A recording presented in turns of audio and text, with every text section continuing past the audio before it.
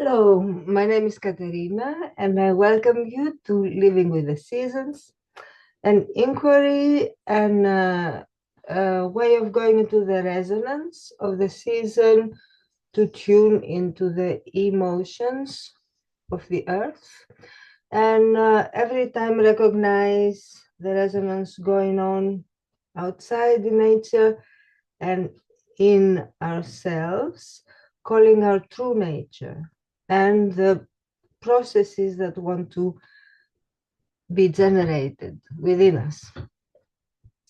And this is the third inquiry into springtime. The essence of springtime is growth, birth, explosive growth. And in our first meeting, we have explored the different ways in which growth happened. And we have looked at growth by speedy expansion at the expense of others and other beings. And we have looked at digital growth, a constructed kind of growth, like growing in the cloud.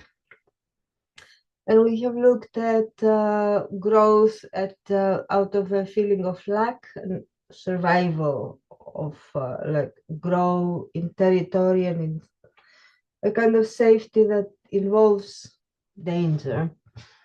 And then we looked at the way that the forest is teaching us growth, and that everything in the forest is growing systemically and nothing can grow without all the others. And also that growth involves connectedness and relationships, and culture and friendship is the way that we have grown in our lives. And also the way of growing that has to do with warriorship and with rites of passage and developing on soul level. And the second meeting was about what now? Like, what is the choice? Where do we? Where are we limited from going into the natural way? What is compromising our human capacity? And the third inquiry today, as we are growing in courage, curiosity, honesty, we are taking the inquiry into knocking on heaven's door. So to make the choice. So there are things that are keeping us away from growth, from organic, natural, real maturity. And now, today, I would like to share with you a very simple health protocol. I have been an acupuncturist, herbalist, geomancer for 40 years. And this is a very basic difference between growing at ease and dis-ease. And it is a choice we're making every moment. So to be at ease means that everyone and everything is different and unique. And when you have dis-ease, you have uniformity and everything is the same. That means that every different and unique cell or individual or species has a functionality, a capacity, a kind of a specialization, whereas disease is not functional. It is not specialized. In being at ease, at a natural is, then death is welcome. And individuals or cells, they die into a transformation process when the time comes, happily. And with disease, the diseased cells, they are in survival mode. They don't want to die, and they keep splitting and multiplying indefinitely. At ease, there is connectivity and nourishment. So everything nourishes everything else. And in disease, there is a need for artificial nourishment, for sugar or for chemical fuel. So at ease, there is a kind of circular flexibility, and there is a natural emergence and decay of things, whereas disease is separation, the inability to adapt, and a kind of unresponsiveness, ignoring messages from around us. And when we are at ease, nature is at ease. So when we take a walk in the forest, everything is in a kind of orgasmic frenzy. That's where we also find our own signature. So in that frequency, we are in resonance. And when there is disease, there is some kind of dissonance, some kind of friction. So nature fuels on essence, and the glue that brings everything together. And disease fuels on adrenaline and something that is exhausting. So there is a natural creativity, and disease is something destructive. In a natural situation, there is sticking together, cooperating, whereas disease goes off on its own and does not restore and repair itself. It is happy to stay dissonant. And in a natural, the forest, let's say the forest is always regenerates and repairs itself. And so that is also when we want to heal. This is what we naturally do. That is what our body does. When we have the flu and we want to get well, or when we have lost our balance and we want to find it out, we will make the choice to go back into unity and into ease. So it sounds like it is the easiest choice in the world, and yet it's not so simple for us, because maybe there are things that happen that compromised our ability and our freedom to make these choices. So I would like to share about my world, where I found myself as a child. So being born and raised in Thessaloniki on Egnatia Street. So Thessaloniki is the second biggest Byzantine city after Istanbul. And Egnatia Street is the street that connects Rome with Istanbul. And the Byzantine Empire was something that destroyed ancient Greece, and was a huge violence, which is today's religion. And when I was 50, I was taking my wife, my Norwegian wife, to see Thessaloniki. I was showing her around town.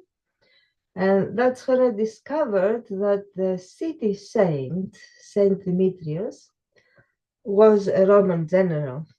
So we went with Randy to the center of the city. It's a very big temple there. It's quite an interesting place to visit. There's many buses go there, and people bring gifts and prostrate themselves and ask for healing. So I became curious, and I asked at the reception of the church, why are they bringing Saint Demetrius, golden and silver arms and legs? Was he a healer? And they said, no, he was a Roman general.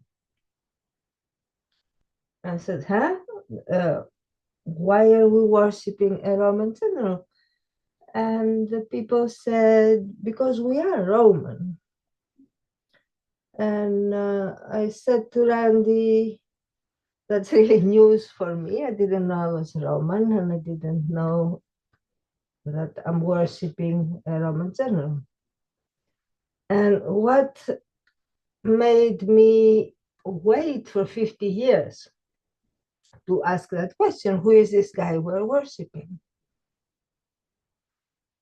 So it is our situation right now, and that's where growth comes in, that who is growing, because we are a conglomeration of many different identities, many different qualities and worlds, and some of them are conflicting. So I am living with a very strong Hellenic lineage, very strong Hellenic rooting into antiquity, where everything is sacred, and I worship the sun and the moon and the stars and the trees, and every living being is sacred. And at the same time, I do have in this small body and in this big heart and no brains, I have also a Roman who is reckless and who doesn't understand the consequences of her actions and who feels entitled to take. So, how do I grow and move forward from this entanglement, an internal entanglement, which seems to be very common? A lot of us have carry the predator and the victim, and the accuser and the accused, and that's how maybe we are healing and composting the past. And so I will invite you today into an inquiry about anger and assertiveness. So healthy anger being the essence of being assertive, expansive, growing, the spirit of springtime. And what happens to that assertiveness when there is attack? When I might attack myself, or I might reject myself, or I might be enraged or indignant towards something externalized, which is really me. So that's why the Dalai Lama is saying anger is like taking poison and believing that someone else will die from it. It's very toxic, and it is damaging us. And you often see people trying to destroy themselves. So the inquiry today is to find something that you are angry about, choose something not so huge. And take a third position, like take the accuser, the accused, and Earth. And go also to the place of Earth and see how Earth is healing itself. Maybe Earth is using dis-ease as a way to learn, to mature, to train the immune system about what is my own and what is foreign, what do I want to keep, what do I want to train my body to absorb and be nourished by, and what to let go of. But that is not going to work if I'm trying to destroy it, because then it's going to fight back, and there's going to be something that is not really nourishing. Whereas when I do take the challenge that Earth is giving me and the human condition is giving me, to accept and to embrace and respect everything without becoming it. Because when I embrace something, it becomes me. When I fight it, I become it. So without allowing it to come in or attacking it.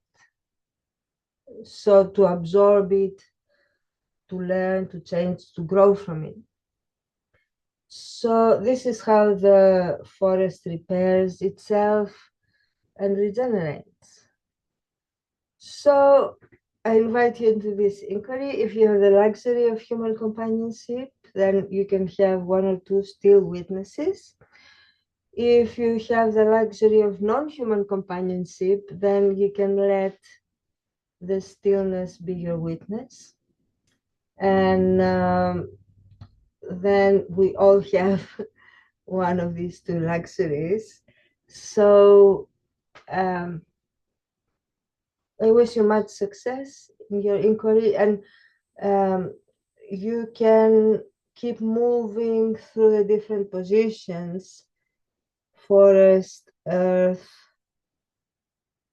wherever the conflict is in, predator, victim, until compassion and forgiveness arises. And this is quite a big inquiry. We need to chunk it down, to cut it down to smaller bites.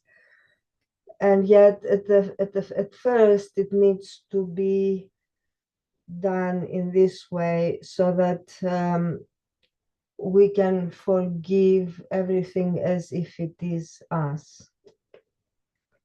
So I hope you have a great transformation from this NOID, and go well. All the best.